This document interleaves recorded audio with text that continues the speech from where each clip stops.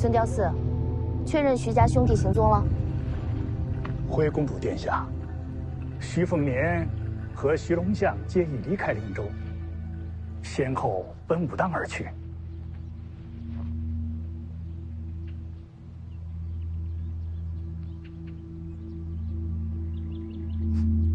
好，我们也去武当。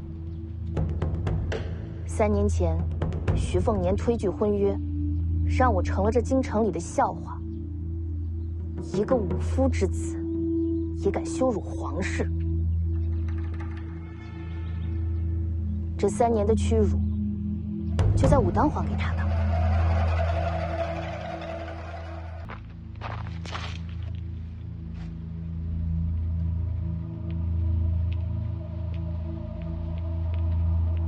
徐凤年呢？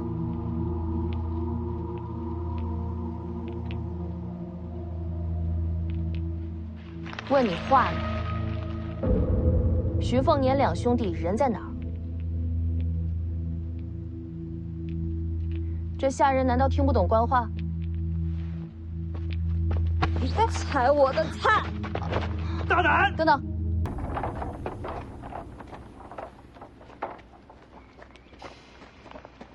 都办好了。认错。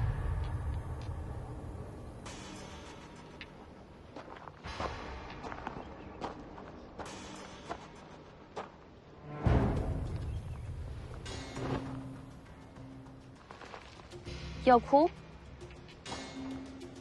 眼泪可没用。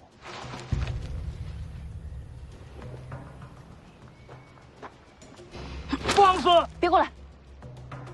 眼泪没用这种事儿，我早就知道。跪下！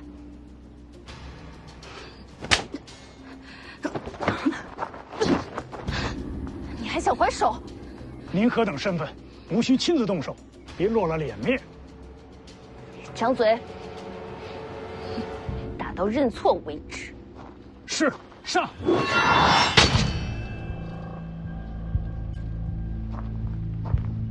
是徐凤年。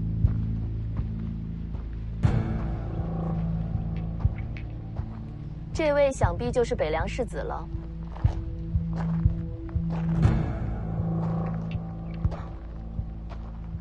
果然是粗鄙之徒，不识礼数。疼啊？不疼。受欺负了？他踩我菜，我就推他；他回我院子，我就扔他一身泥。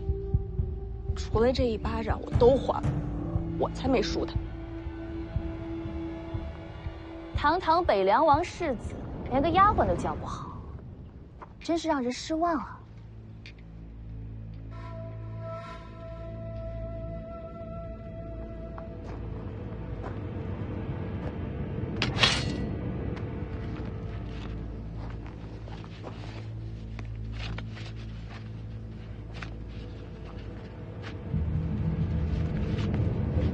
你这是什么意思？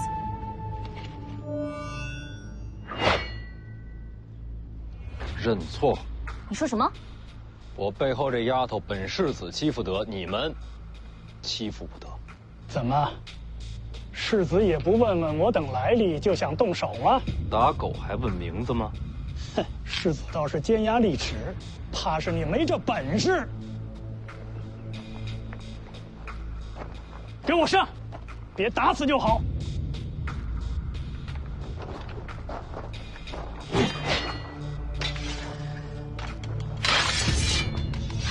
这就收到了。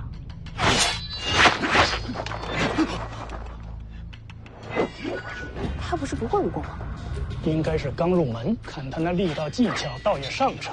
只可惜呀，终究还是少了一点真气。就会这一刀吧。这老白脸是你相好啊？哼！杀了他！找死！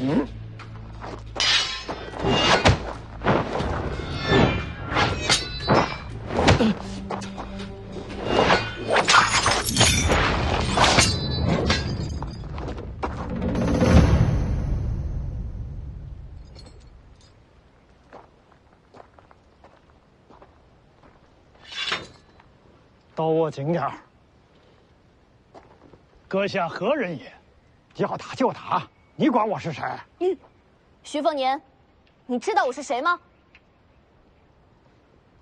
当年隋国在泰山挖了2颗夜明珠，这事儿我还是听说过的。随珠公主的名号不就这么来的吗？既然猜中了我的身份，那还不跪下？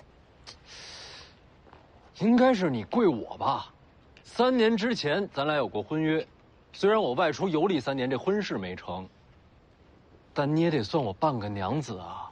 徐凤年，我这人好说话，你不用跪我，给他道个歉就行。你让本公主给一个丫鬟低头认错，凭什么？前辈，打得赢吗？当然。就凭我这边能打呀！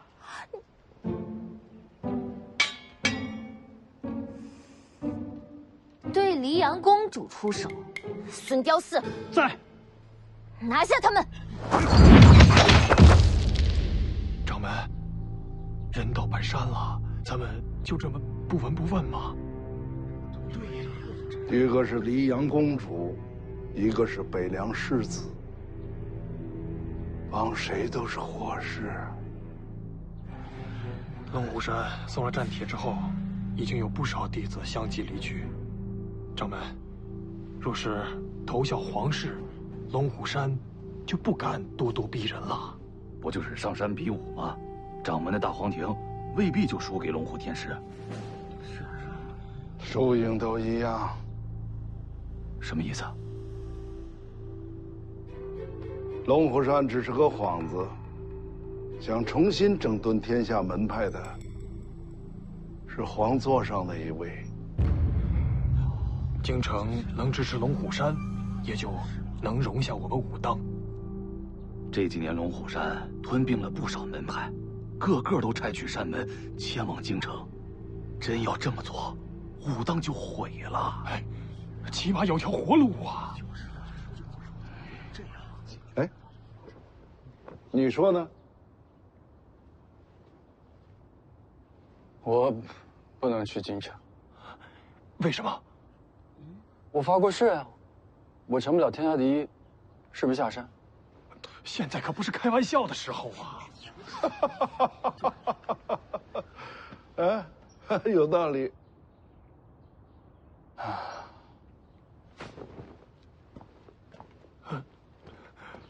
掌门，掌门，掌门，掌门！哎，这会儿可以认错了吧？你到底要怎样？听不懂人话，叫你认错。不用认错，我只要我的菜园儿。什么？还我菜园儿！你好大的胆子！那就不认错，赔菜园。这破烂菜园能值几个钱啊？我说它值1000两黄金。好，1000两就1000两，回头给你送过来。回头？想赖账啊？现在没钱。手上拿的那是什么？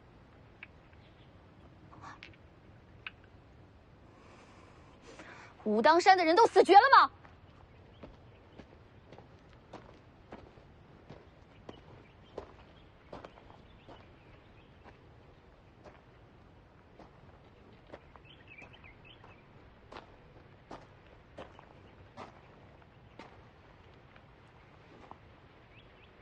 你是武当的？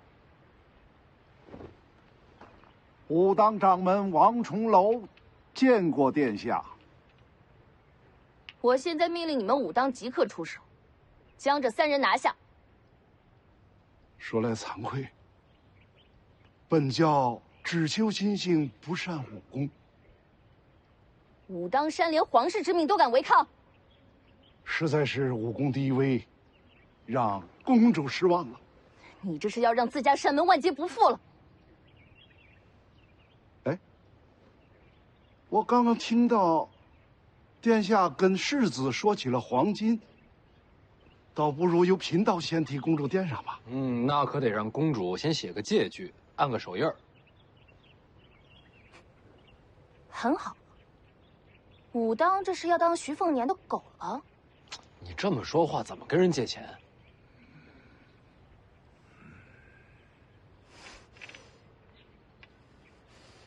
给你。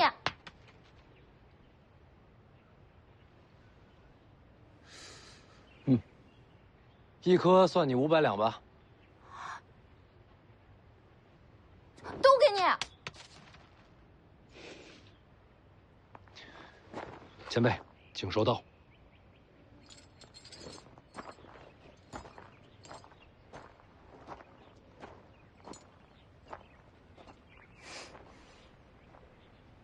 老奴无能，给殿下丢脸了。与你无关。行了吧？你得问他。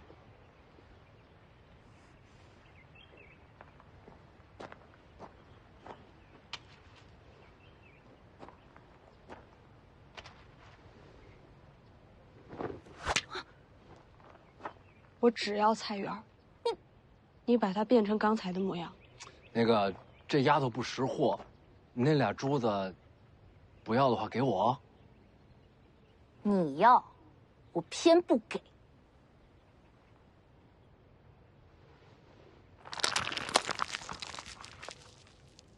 不会过日子，这败家娘们儿。徐凤年，王重楼，你们记住今天，把车复原。快去！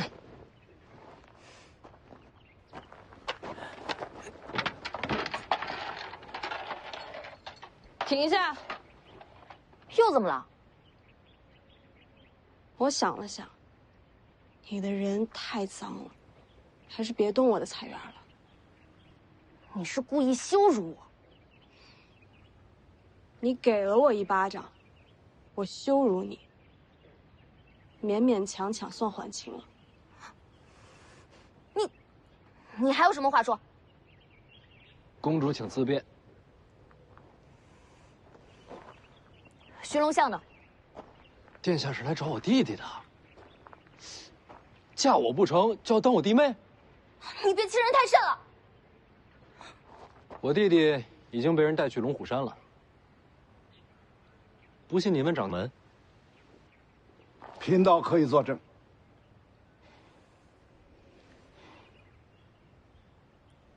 下车。是殿下。走。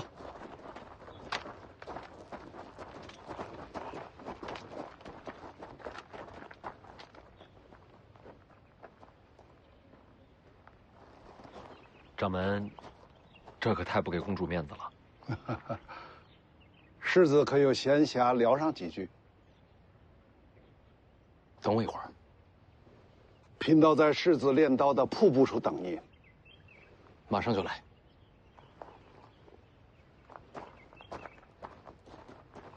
咱马上回北凉，防止公主的手下找您麻烦。我还怕他不成？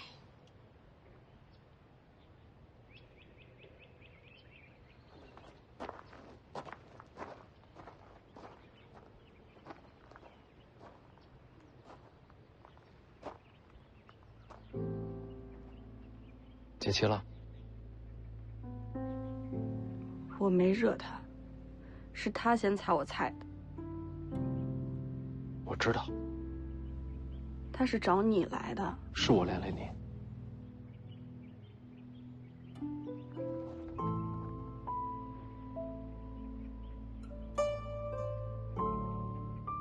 要不我给你复原？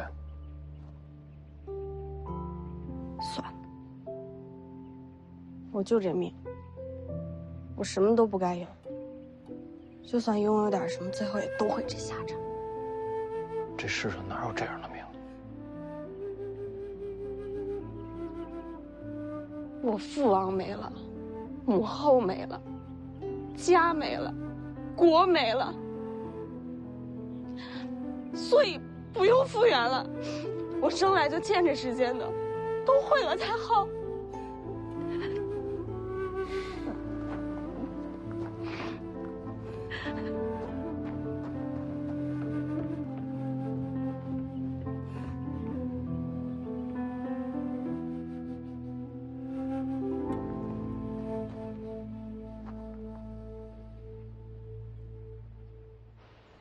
公主殿下，都是老奴无能，让殿下受辱了。派人查查，徐龙相是不是真的去了龙虎山？是，殿下。你觉得徐凤年怎么样？回殿下，此人胆大包天。胆子大不大不重要，关键是人够不够聪明。此人倒是言辞犀利，应该不是愚蠢之徒。我觉得正好相反，此人莽撞无知，是真正的蠢材。殿下，为何对其评价如此低下？京城和北凉的关系微妙得很，表面上君臣齐心，暗地里毛。他徐凤年若是真的聪明，便不该说穿我的公主身份。万一闹得不可开交，北凉和京城都无法收场。哦，殿下方才是故意惹怒徐凤年。这次来武当，一呢是为了徐龙相，二呢也是想亲眼看看他是什么样的人。你还真以为我急着赶过来就是为了和他吵架？那徐凤年历年行事，宫中应该都有记载。那种东西没用。徐骁总要死的。徐凤年本性如何，对皇室威胁多大，总要亲眼瞧了才知道。原本准备了不少手段，没想到一个丫鬟就让他乱了方寸。北凉交到这样的人手里，也算是徐家气数将尽了。当如殿下所言，两个我都恨。殿下不是故意试探的吗？那也要生气。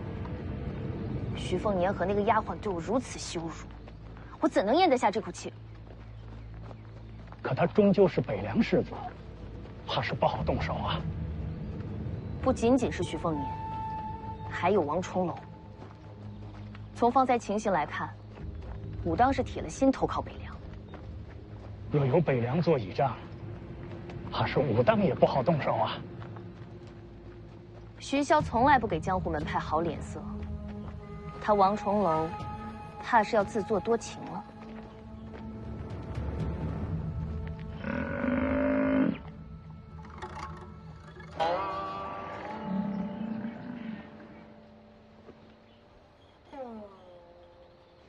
前方何人在此挡道？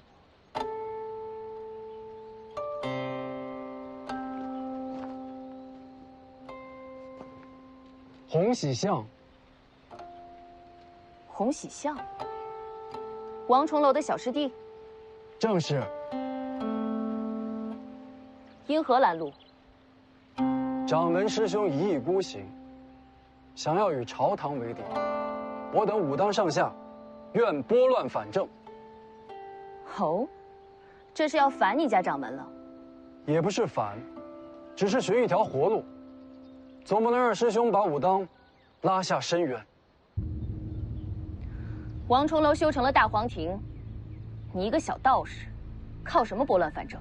平日确实是拦不住，今日却有个机会，请二位随我回去。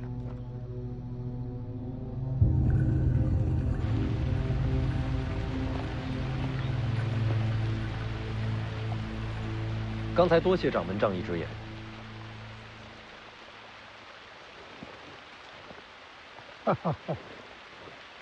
不是仗义，是功利。方才那局面，我为您说话，就是要告诉公主殿下，武当已为北凉马首是瞻。其实掌门可以两不相帮。世子觉得江湖如何？肆意洒脱，令人向往。江也好，湖也罢，原本无足轻重。朝堂之争才是水下暗流，能激起滔天巨浪。所谓江湖门派，不过是水面上的几叶扁舟，若无根基，随时便有倾覆之象。眼下最大的两股暗流便是京城与北凉了。吾当已处在积水滩头，若再是瞻前顾后，两不相帮，终将被巨浪吞没。我大概明白了，武当是想投入北凉旗下，自保罢了。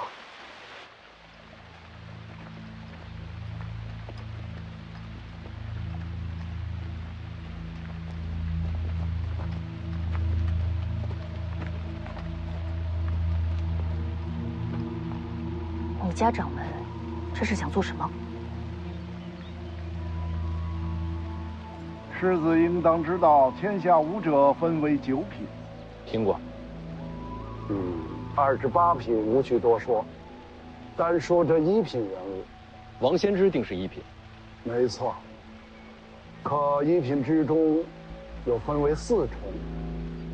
第1重金刚镜，金刚镜才是武者登堂入室，外敌难坏，根骨不朽。陪您上山的那位，大约就是这个境界。过了金刚镜，便是指玄，更是妙不可言。建九皇就曾是指玄镜。老黄，您说他曾是指玄？不敌城头一战，建九皇最后一式6000里，已是稳稳的天象境界，已经很了不起了。确实，天下众生能入天象者屈指可数。武帝城王仙芝，在这重境界已做了半辈子，实在是高不可攀呐。1品4重境界，金刚指玄天象，这才3重啊。最上一重称为地仙，这重境界也就只是传说了。往上再无景色了。 1品之上可成天人。怎样才算天人？4重境界虚无缥缈，我应该是看不到了。掌门特地跟我说明这些，又是为何？听说世子想要登上武帝城，那最起码也要到指玄境。世子天资没有问题，就是起步晚了。那也没办法，我慢慢练吧。武当大皇庭虽非天下最强武学，可绝对称得上特别啊！怎么个特别法？大皇庭能改人根骨，这世子应该知道。除了改人根骨，大皇庭最神奇之处，就是替人做嫁衣。嫁衣？修大皇庭者，可将一身真气送与他人。真气送人？那你们人人修炼大皇庭，集中到一人身上，岂不是天下无敌了？启禀公主，大皇庭极难修炼。近些年来，除了我家掌门一人，无人习得。那还好。而且还有一个苛刻条件，就是大皇庭只能传于从未修炼过真气之人，而且传送之后，躯体吸收多少，要看天命，往往只有10之5、6。你要把大皇庭传给我？等等，传完了真气你会怎么样？真气散尽，自然是命不久矣。你疯了吗？听到清醒的。你为了帮我，你命都不要了，我跟你不熟啊。不是为你，是为武当。我说得很清楚了，依靠北凉，武当才能传承下去。许萧不会同意的。不重要，只要看到我为你传功，谁都会相信。武当已是北凉麾下门派了。谁能看到啊？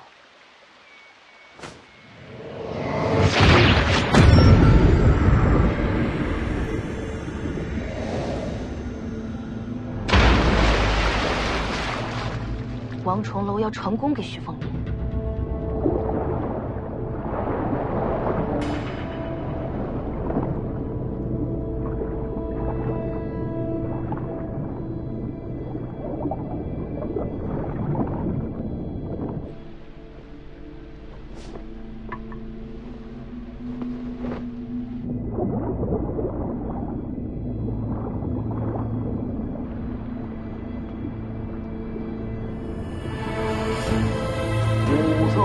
霞分暮霭，闭目内敛自相望。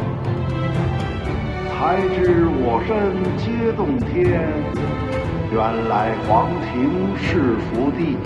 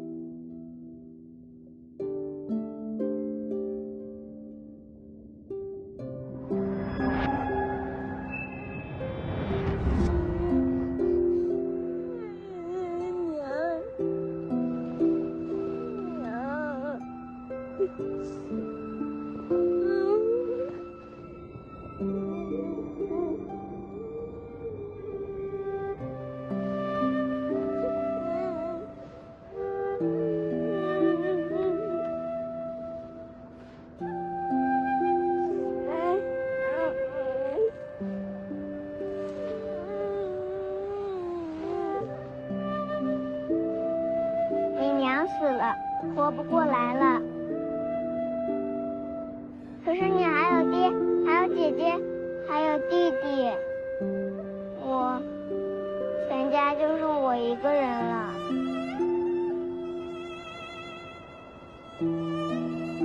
他会一直住在你心里，一直看着你。擦干净，别让他看见你哭。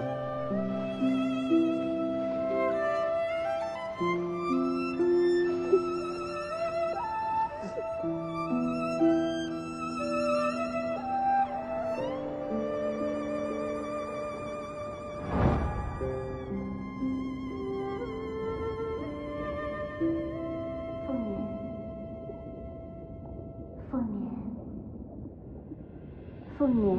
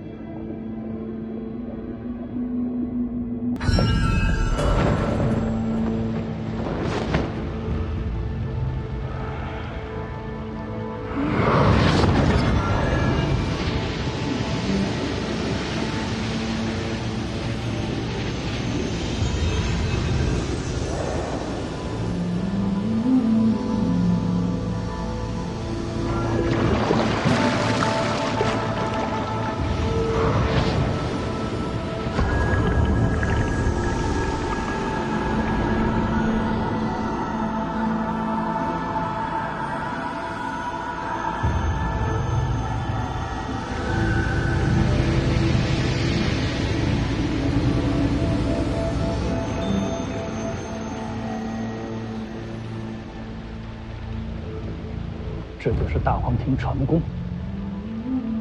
武当果然已经归顺北凉。公主，眼下正是时机。此话怎讲？此时打断他们二人，让那气冲乱徐凤年的经脉，他整个人就废了。公主，请稍等。可你这么做，徐骁岂不恨死你？徐骁岂能依靠？好，你若成事，朝廷必将传旨封你为武当掌门。多谢。一起出手。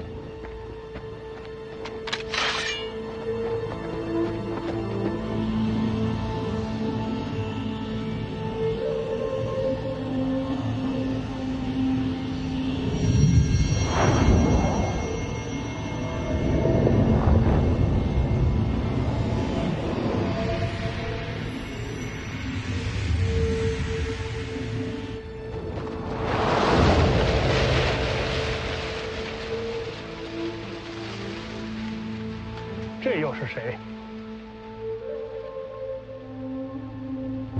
小王师兄，怎么从紫竹林里出来了？别再上前了。再这么下去，掌门师兄一身功力就全废了。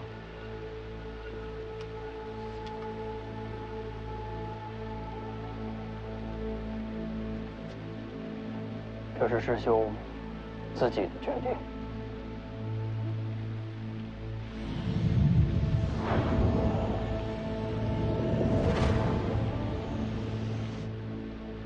怕小来不及了。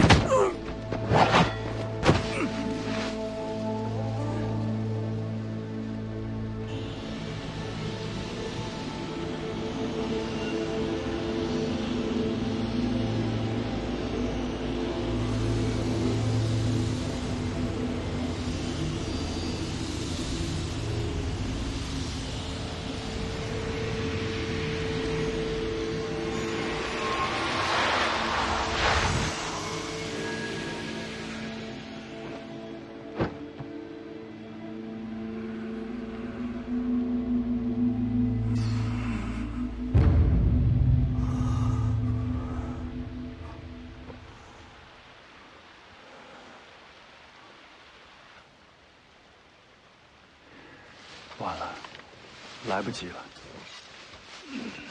哎，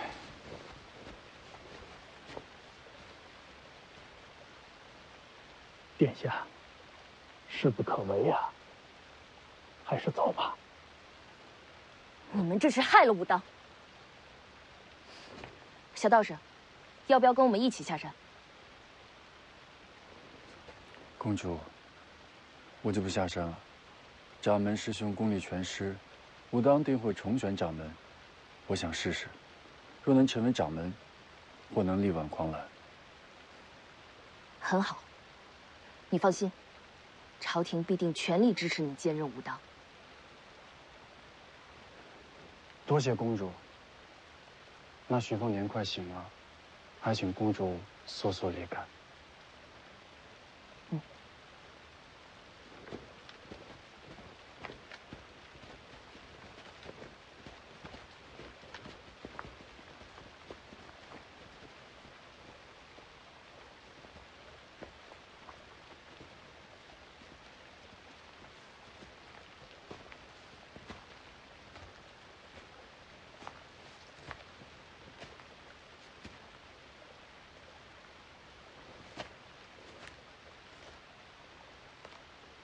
小王师兄演得不错，少说话，多动手，也不算难。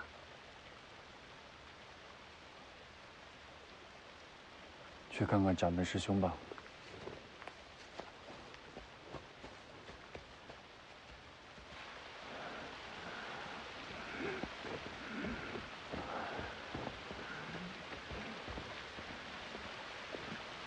师兄。没出差错。公主应该是相信了。借北凉之威震慑龙虎山，再让京城为你助力。这样一来，你接手武当，就万无一失了。师兄，别苦着脸，用我这身大黄庭为武当换个未来，这是赚了。你手上的这把神图，交到你的手里，你当知道为了什么？寿山。风雨飘摇，师弟成就天下第一之前，武当就靠你的这把桃木剑来收成了。我在，武当便在。你们都先上去，召唤诸位师兄弟。过会儿我有话说。那你的师兄？我等他醒来。去吧。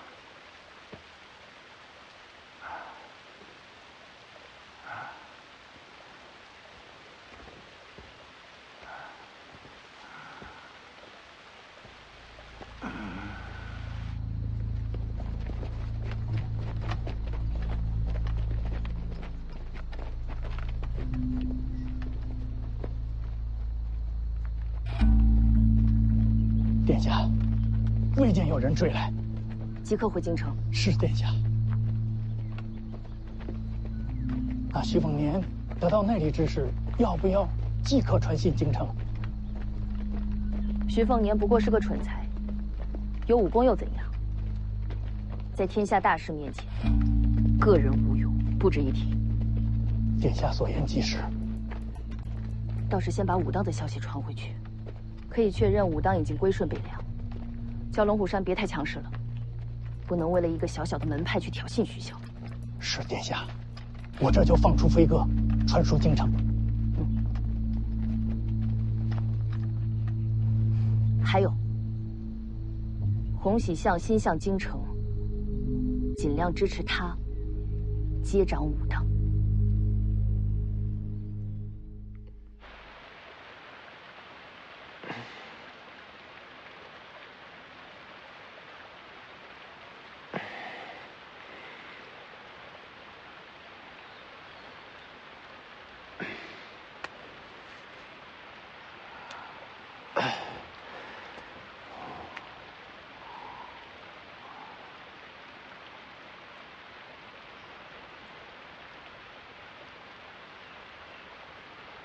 衣服怎么没湿啊？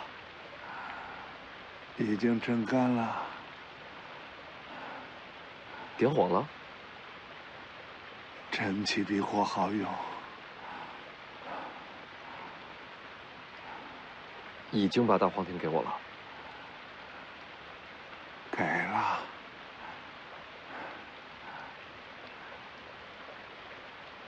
没感觉有什么不同啊？看来师子还挺契合这真气。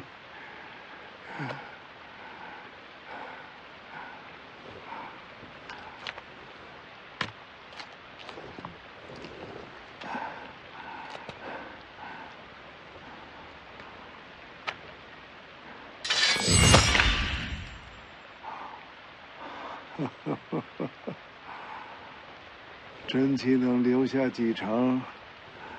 就看你自己的造化了。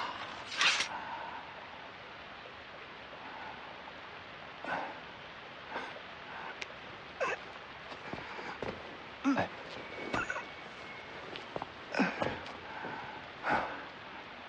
多谢。要上山顶，我扶你。有劳师子了。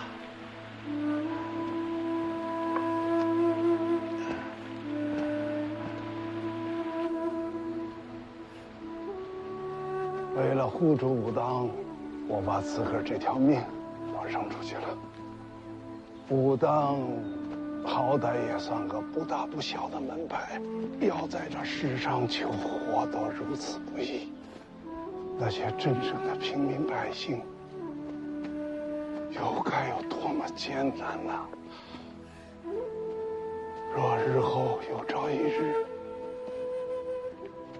世子接掌北凉，请世子一定为他们想想。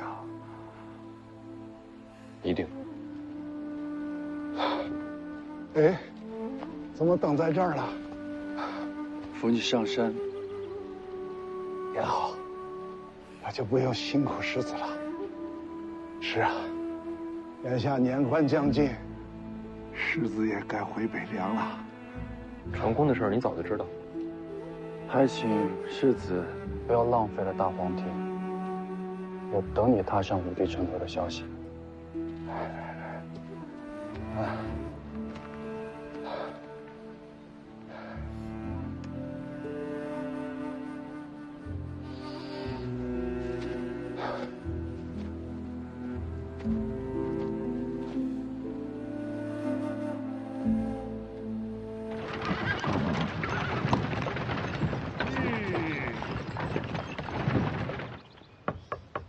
公主殿下，我得去备些热开水，好给殿下沏茶呀。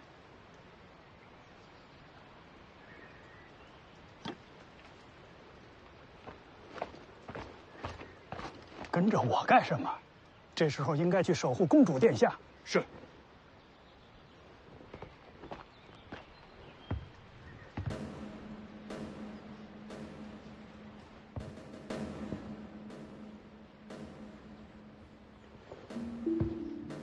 去灌壶热开水。怎么样了？情况有变。怎么回事？人被龙虎山接走了，应该是建九皇的手里。还有世子。世子怎么了？王重楼将一身大黄庭传给世子了。随珠公主已经认定，武当归属北凉。自保。除了这点意外，其余都如王爷所想。随珠公主亲眼见到世子顽劣不堪，从今往后京城应该会对世子放心了。哎，对了，义父让我问你，要不要找个机会回北凉啊？我留在京城，对王爷更有用处。你辛苦了。走了。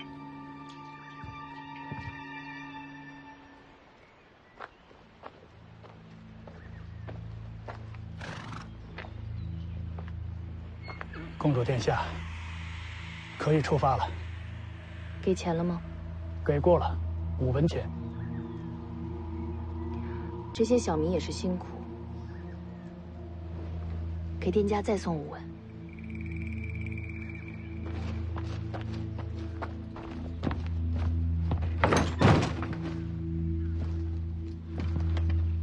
客官，您还有什么吩咐吗？赏你的。哟，那可多谢您了。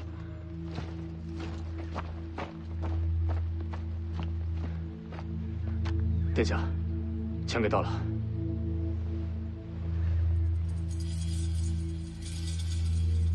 出发吧。是。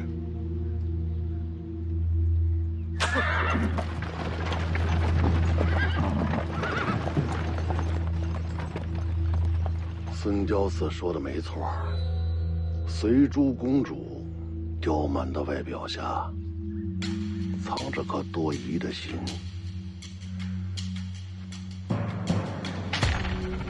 什么都别剩，能烧都烧了。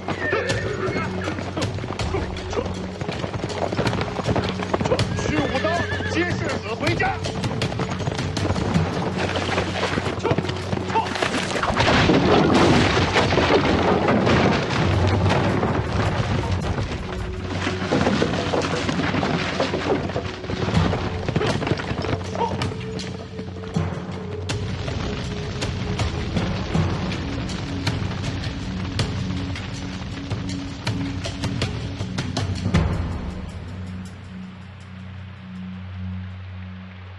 王重楼有气魄，我也没料到会是这样。2个月时间早就到了，我也该走了。您不跟我回北凉了？每个人都有自己的路要走，途中遇上的，总会道别。这就是江湖。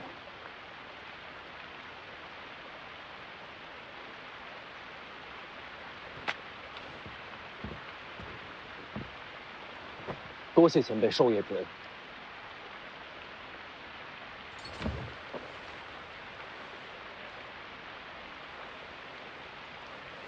好好练刀，有缘再见。走了。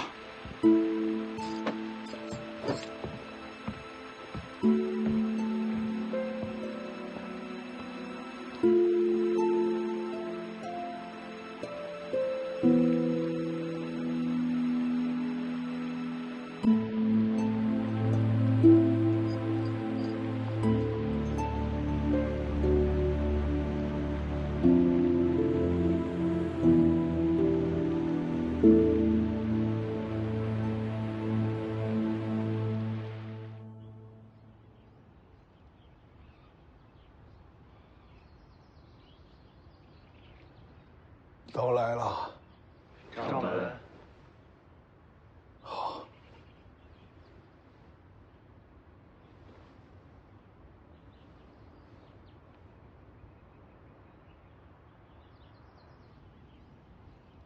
从今日起，武当算是逃过了灭门之祸。我只有一句话告诉诸位：我死之后，洪喜相接任武当掌门。师兄，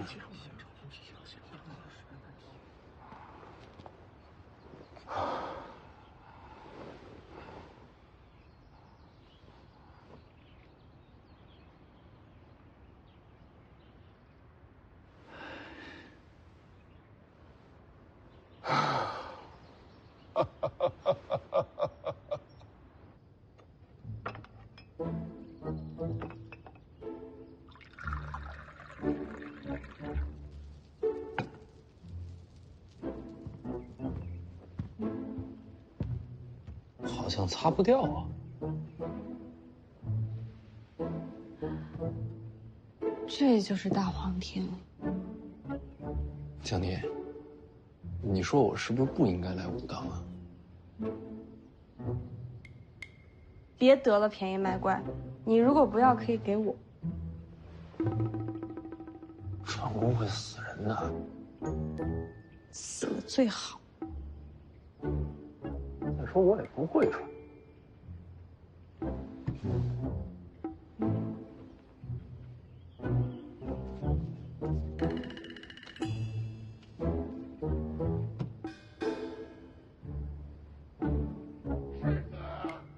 世子，世子，你想我了没有啊？啊，龙兄想死你了。江宁，咱们该回家了。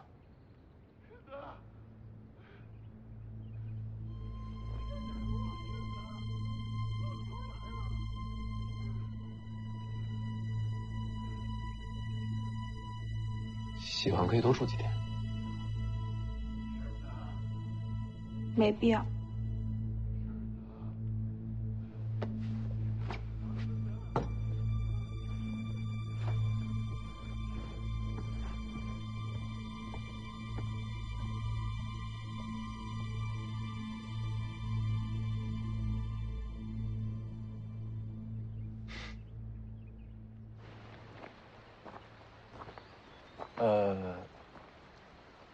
掌门师兄说他现在上下山太慢，所以就不送世子了。你帮我转告他，我欠武当的，永远不会忘。嗯，这是武当自家的真气炼法，有了大黄庭，可以参考下。就此别过。跟你商量个事儿。那茅屋先别拆，院子里再帮我种点蔬菜。种什么？就跟之前一样。你又让我去偷菜园？你是下任掌门，不难。世子，你还是赶紧走吧。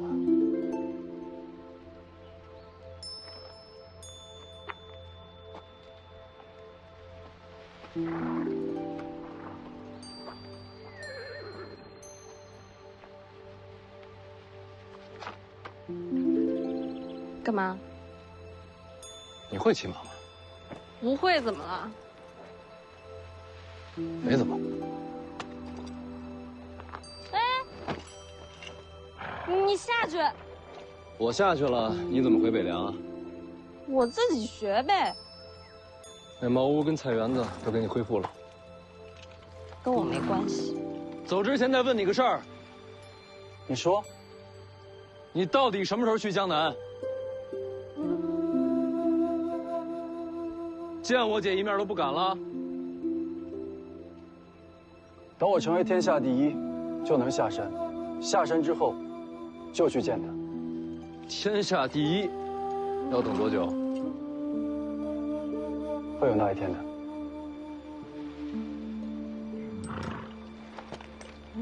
回北凉。走。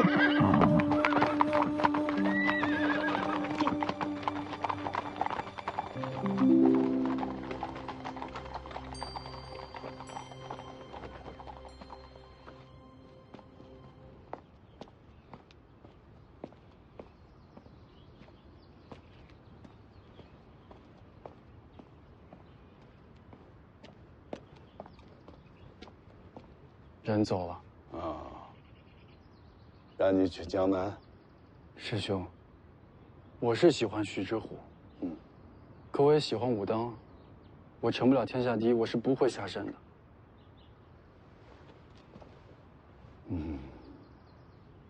苦了你了。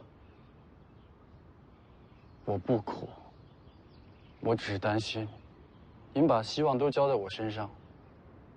可如果我成不了天下第一呢？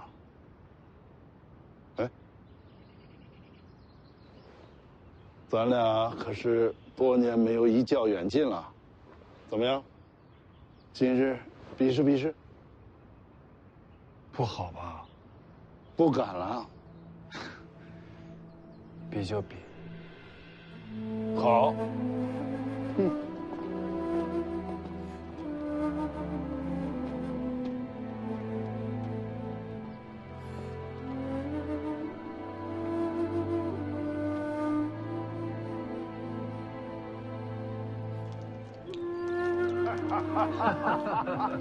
怎么样，师兄？今日比你好吧？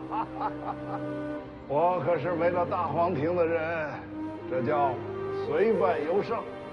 可是这种事情，跟大黄庭有什么关系啊？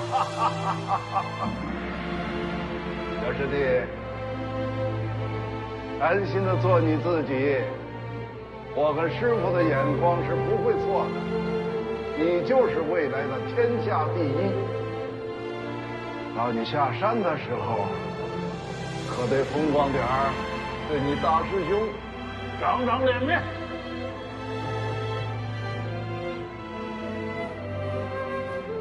好，天下第一。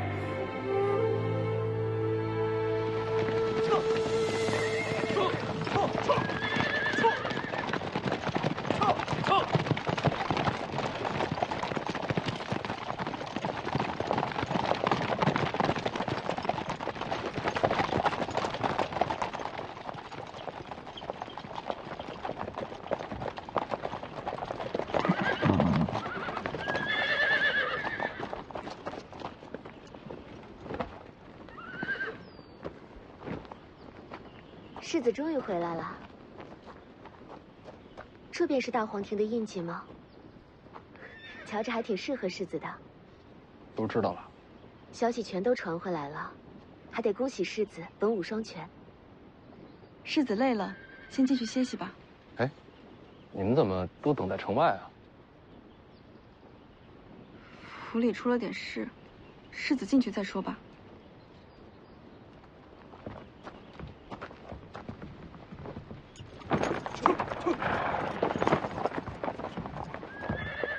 正好，儿子，终于把你等回来了。哎，你说这王重楼啊，还真是果断，还真把这大黄庭传给你了。也罢啊，也罢也罢。饿了吧，儿子？看爹给你准备什么了。还有啊，爹给你找到了这个好玩意儿。不是，不吃。这府里是出什么事儿了？你怎么跑这儿来了？回世子，其实没什么大事，就是避避风头。避风头？北凉王跑到这儿来避风头？府里闹鬼了？闹鬼倒好了，你二姐回来了。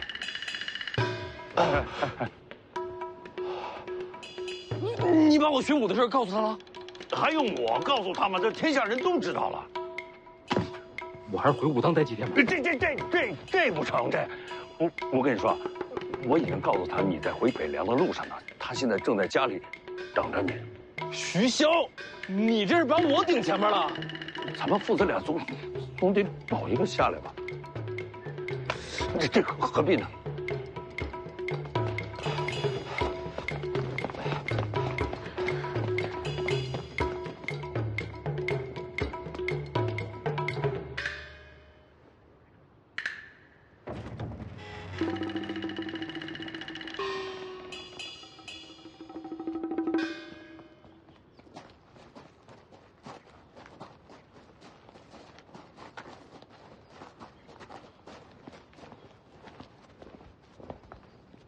你看见他了？他应该在我院里。你们先回自己房间吧，我一个人见他。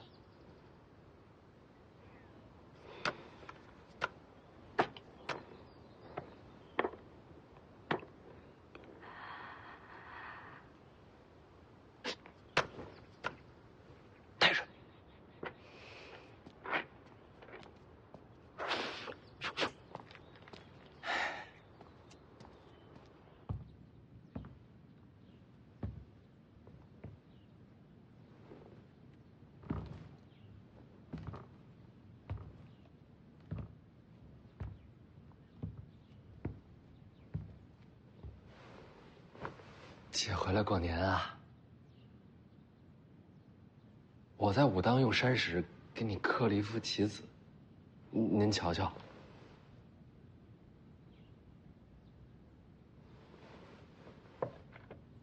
看书累了吧？我给你揉揉肩。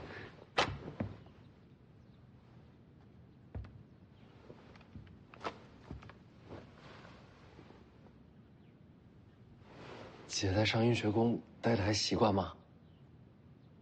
听说你学武啊？老黄死在了武帝城，我想把他剑匣取回来。姐觉得学武不好？学武随你啊。我只是没想到，在你眼里，老黄胜过了北凉。这怎么说？到了今天，你都还没有决定接过徐子淇。我是觉得自己无法胜任这千斤重担。够了，姐，你想怎么做，随你。多谢姐高抬贵手。姐，你去哪儿？姐，你消消气。我马上回上阴学宫，看不到你，我就不生气了。你这就回去？年都不过了。这我亲手给你刻的，你好歹看看。我看过。姐，我不是小孩了。你们都想让我接手北凉，没问我愿不愿意吗？你有什么资格说你不愿意？每个人都应该决定自己的活法。你什么都不明白，白活了这么久，你连你自己身上的责任都看不到。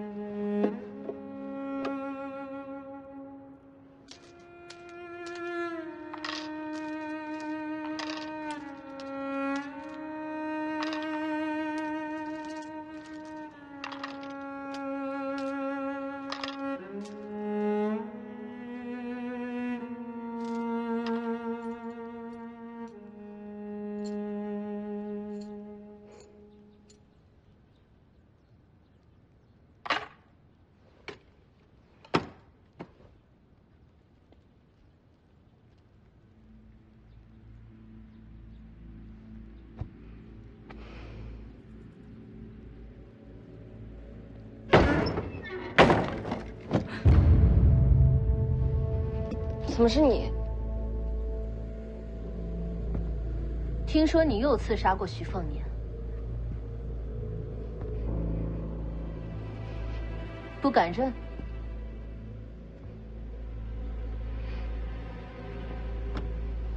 是，我是刺杀过他。我警告你，别忘记自己的身份。怎么，丫鬟就不能刺杀世子了？我跟你说最后一次，如果伤到许凤年，我一定会把你扔到井里，封了井盖，让你就这么烂在井里，永世不能再见到天日。听懂的话，白纸黑字写下来，发誓你以后再也不会对徐凤年出手。行啊，写字是吧？你给我支笔，越大越好。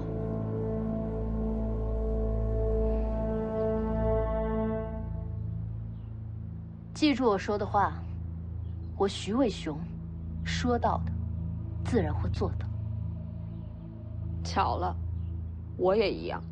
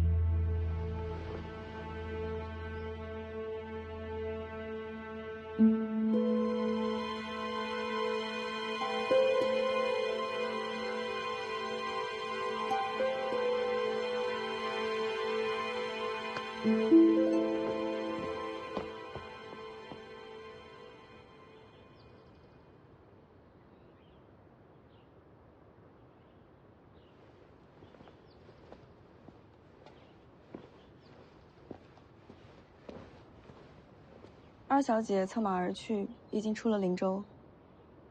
她倒是来去如风，闹半天千里迢迢赶回来，就是为了骂我两句。二小姐对世子的期望很高。她是上阴学宫数十年来第一奇才，我可比不了，也不想学。教你写的？嗯，这字儿不错。切！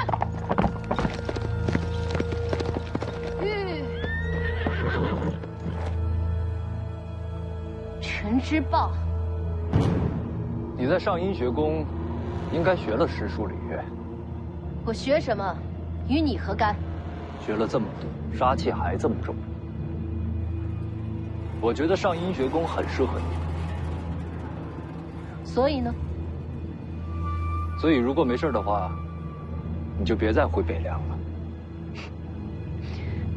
你觉得我是乱世之一？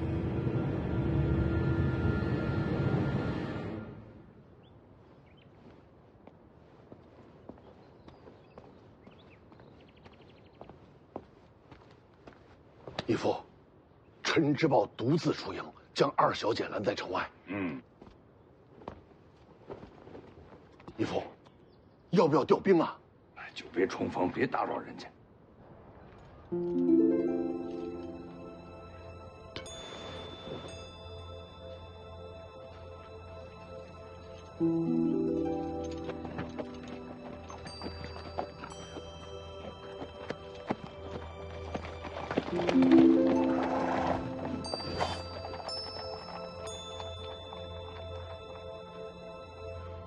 找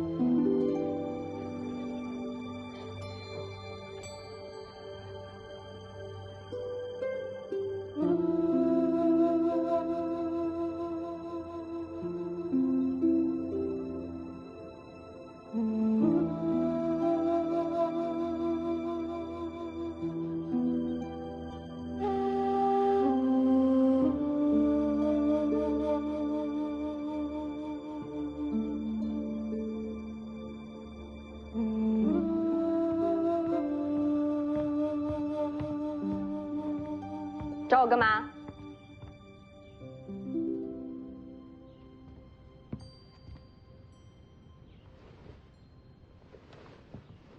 大黄庭怎么没了？王重楼不发功的时候，也看不出来。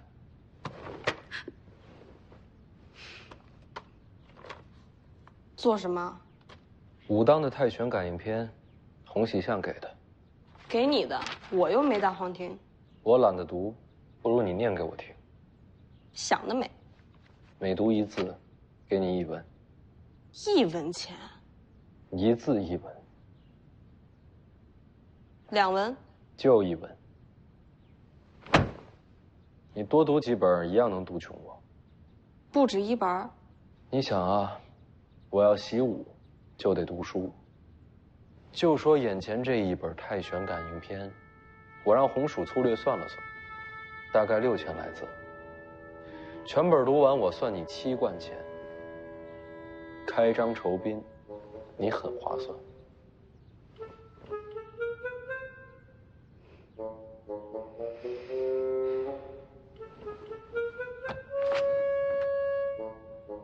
1本1副。行啊。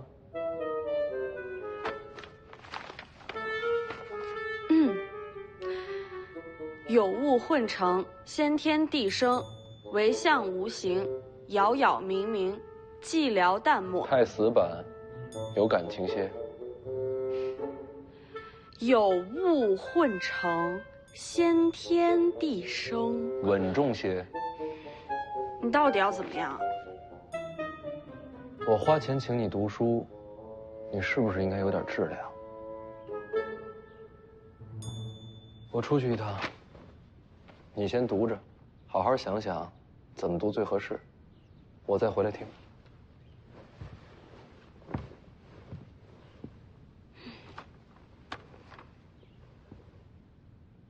你那字儿写的不错。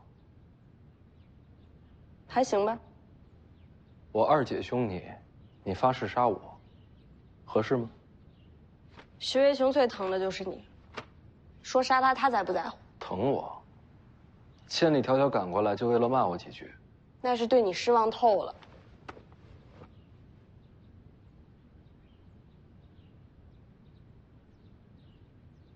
你说我二姐为什么一定要让我接受北凉啊？这不废话吗？我二姐最痛恨的，就是世家门法嫡子传承那一套，所以她让我接手北凉，肯定不是为了徐家血脉，她有别的原因。那你不愿意接手北凉，到底是为什么？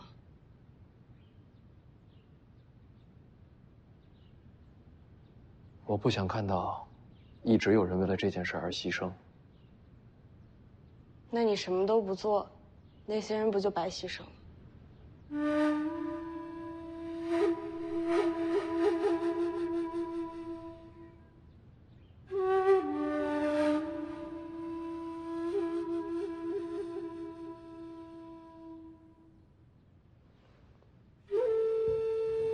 你去哪儿？